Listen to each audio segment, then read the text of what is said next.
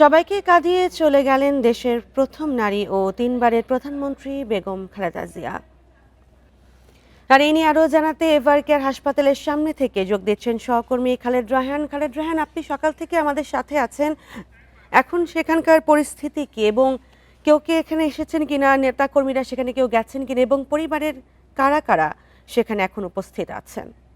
দেখুন, আমরা গণমাধ্যম কর্মীরা সকাল থেকে বাইরে অবস্থান করছি। এই মাত্র ভিতর থেকে জানানো হলো যে গণমাধ্যমের সঙ্গে তারা কথা বলবেন, তারা একটা সংবাদ সম্মেলন করবেন। ঠিক সেখানে আসলে এখন ভিতরে যাব এবং যেতে যেতে আপনাদেরকে তথ্য দিতে থাকবো। যেমনটি আসলে বলছিলেন যে বেগম খালেদা জিয়া, যিনি বাংলাদেশের প্রথম নারী প্রধানমন্ত্রী, তিনবারের প্রধানমন্ত্রী, এবং তিনি আপসহীন নেত্রী হিসেবে উপাধি পেয়েছিলেন, এবং তার যে দীর্ঘ রাজনৈতিক যদি কেরিয়ারের কথা বলা হয়, সেটি কিন্তু আসলে বাংলাদেশের সকলেই জানেন যে তিনি কি পরিমাণের নির্যাতন ভোগ করেছিলেন, তাকে দেশের বাইরে চিকিৎসা নিতে যাওয়া হয়নি, এ সকল নানা অভিযোগ কিন্তু বিএনপির পক্ষ থেকে গত কয়েক বছর ধরেই করা হচ্ছিল। এবং তারপরই গত বছর 5 আগস্টের পর তিনি কিন্তু তাকে বিদেশে যাওয়ার যে অনুমতি সেটি তিনি পান। একই সঙ্গে তাকে দেশের বাইরে এবছর জানুয়ারি মাসে নেওয়া হয়।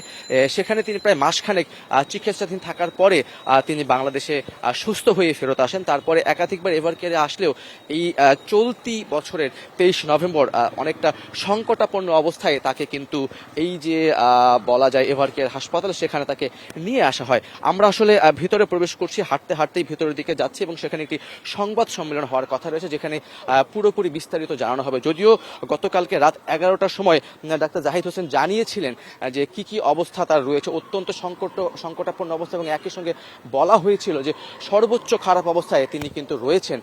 সেই জায়গা থেকে বলা যায় যে এখন পর্যন্ত কি কি কারণ, তার কি কি রোগ ছিল, কোন কোন জটিলতা তিনি ভুগছিলেন, সেই সবগুলো বিষয় কিন্তু আগে থেকেই বলা যায় যে অনেকটা জানাই ছিল দেশবাসীর। তারপর সকাল 6টার সময়, ভোর 6টার সময় তার যে মৃত্যুর খবর সেটি কিন্তু আনুষ্ঠানিকভাবে ঘোষণা করা হয়। এবং সেই জায়গাটিতে কিন্তু আমরা যদি বলি যে আসলে বেগম খালেদা জিয়ার বড় ছেলে জনাব তারেক রহমান, বিএনপির ভারপ্রাপ্ত, তিনি কিন্তু শেষ সময় মায়ের পাশে ছিলেন, এটি একটি বড় খবর। এবং একই সঙ্গে সেই সময় জনাব তারেক রহমানের স্ত্রী, জনাব তারেক রহমানের মেয়ে, তারাও কিন্তু সেই জায়গায় অবস্থান করছেন, এবং তারা এখন পর্যন্ত ভেতরেই রয়েছেন। কিছুক্ষণ আগে আমরা দেখেছি জনাব তারেক রহমানের যে গাড়ি বহর, সেই গাড়ি বহরের সেগুলো কিন্তু ভেতরে প্রবেশ করেছে, এবং আমরা মাধ্যম কর্মীরা এখন ভেতরে প্রবেশ করছি সার্বিক অবস্থা সম্পর্কে জানার জন্য। সার্বিক অবস্থার কথা যদি বলতে চাই, আসলে মূল যে বিষয়টি সেটি হচ্ছে যে তার কোথায় জানাজা হবে, একাধিক জানাজা হবে কিনা, হলেও সেগুলো কোন কোন জায়গায় হয়। একই সঙ্গে আমি যদি বলি যে এই জানাজার পাশাপাশি কোথায় দাফন করা হবে, সেই সিদ্ধান্তগুলোও কিন্তু আসলে আসবে। সেই জায়গা থেকে বলা যায় যে বেগম খালেদা জিয়ার এই যে দীর্ঘ রাজনৈতিক জীবনের সমাপ্তি, সেটিও বলা যায় যে আজকে হয়েছে। এবং আমরা আসলে গণমাধ্যম কর্মীরা ভিতরে প্রবেশ করছি। এখানে হয়তো বিস্তারিত আরো জানা যাবে, যে আসলে এখন পর্যন্ত আমাদের দেখবার সুযোগ হয়নি বলা যায়। কারণটি হচ্ছেন তারা গাড়িতে করে সরাসরি হাসপাতালের ভেতরেই প্রবেশ করেছেন। আমরা বেশ কিছু গাড়ি দেখেছি ভিতরে প্রবেশ, যেহেতু বলা হচ্ছিল, গতকালকে রাতেই সংবাদ সম্মেলনে বলা হয়েছিল যে বেগম খালেদা জিয়ার অবস্থা অত্যন্ত সংকটাপন্ন। তো সেই জায়গা থেকে তখন থেকেই শীর্ষস্থানীয় নেতৃবৃন্দ যারা রয়েছেন তারা কিন্তু আসছেন, করেছিলেন, সেই বিষয়টা আমরা তথ্য পাচ্ছিলাম। এবং সেই জায়গা থেকে সবাই হয়তো এখানে আসবেন কিনা, বা এখান থেকে পরবর্তী যে সিদ্ধান্ত, কারণ অনেক বড় একটি কর্মযজ্ঞ আসলে এখন করতে হবে। এরই মধ্যে আমরা দেখতে পাচ্ছি সেনাবাহিনীর সদস্যরা তারাও কিন্তু ভিতরে প্রবেশ করছেন। বেশ কিছু আনুষ্ঠানিকতা কিন্তু এখনো রয়েছে, এবং সেগুলোর পর বেশ কিছু কাজও এখন পর্যন্ত রয়েছে বলা যায়।